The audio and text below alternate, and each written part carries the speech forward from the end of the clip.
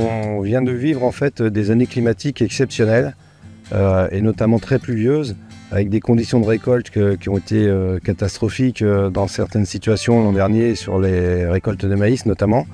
Et les sols n'ont pas forcément eu le temps de se réparer depuis. La période automnale, on va dire jusqu'au semis de blé, est vraiment la période idéale pour faire ce travail de restructuration des sols avec des outils de fissurateur. On a eu des hivers très pluvieux qui ont eu pour effet en fait de gorger les sols d'eau et puis descendre en fait les éléments fins qu'on peut avoir dans les sols, donc les argiles, qui vont aller se migrer plus en profondeur et qui vont buter sur des semelles de labour et qui vont participer à colmater davantage en fait les sols. Et donc ces zones qui deviennent des points durs importants là, eh bien il faut absolument aujourd'hui les retravailler, travailler la fissuration sur ces zones-là pour qu'on retrouve en fait de la verticalité et de la circulation de l'eau efficace.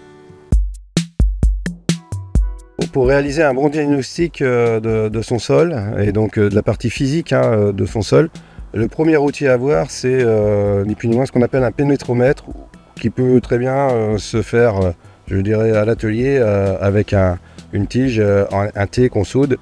Et l'idée c'est d'aller enfoncer ça dans le sol et de voir à quel moment en fait je rencontre une première résistance. Une fois que j'ai récupéré cette résistance, là ça y est, j'y suis.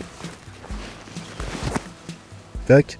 Ça me permet de voir à quelle profondeur en fait je dois m'atteler pour opérer éventuellement un travail de correction. Un travail de correction qui sera généralement un passage d'outils qui va venir en fait lever cette contrainte. Ce que ça veut dire derrière, c'est que vous avez à peu près ça où les enracinements vont pouvoir se faire, mais derrière il y a une rupture, une contrainte forte, une compaction, mais qui empêche en fait aux racines de pouvoir se développer davantage en profondeur. Et puis surtout, cette barrière-là, elle peut faire barrière aussi à l'eau, et donc vous avez derrière des risques d'ennoiement de votre parcelle, donc de l'eau qui ne s'infiltre plus rapidement, comme c'était le cas auparavant.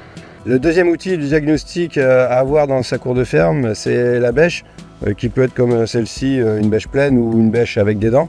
Et là, on va faire ce qu'on appelle un test bêche, donc c'est sortir un carré de 40 sur 40 et de regarder derrière sur ce carré-là si on observe dans un premier temps des discontinuités. Donc si on arrive à dégager des profils, ça veut dire qu'il y a un moment donné une rupture qui fait que on change un peu d'état structural et donc il y a probablement un problème de compaction. Et puis on regarde aussi l'assemblage des mottes, comment il est fait, à savoir si on a des mottes qui sont saillantes ou si on a des mottes plutôt rondes. Des mottes plutôt rondes, c'est la traduction d'une activité biologique. Donc là en général on a des structures qui sont stables. Si on a plutôt des angles saillants, ce sont des mottes qu'on appelle des mottes delta, donc des mottes qui sont la traduction en fait d'une compaction. L'étape ultime après, éventuellement si on a la possibilité de le faire sur l'exploitation, c'est de faire un profil. Et donc ici on a créé un profil suite à une intervention d'un fissurateur. Le diagnostic qu'on avait fait au préalable, c'était qu'effectivement on avait une zone qui était relativement compactée et qui se situait, on va dire, plutôt sur cette partie-là, d'accord, qu'on peut revoir. Si on sort les mottes, on peut retrouver effectivement des mottes un peu plus saillantes, plus compactées.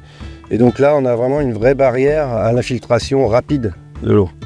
Et ça, si on n'y remédie pas rapidement, eh bien on va avoir de nouveau des problèmes cet hiver quand les premières pluies importantes vont arriver.